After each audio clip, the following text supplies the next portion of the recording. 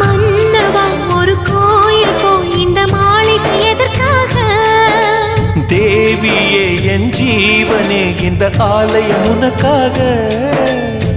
வானில் ஒரு புயல் மழை வந்தால் அழகே என்னை எங்கனம் காப்பாய். கண்ணே உன்னை என் கண்ணில் வைத்து இமைகள் எனும் கதவுகள் அடைப்பேன். சத்தியமாகுமா? நான் சத்தியம் செய்யவா?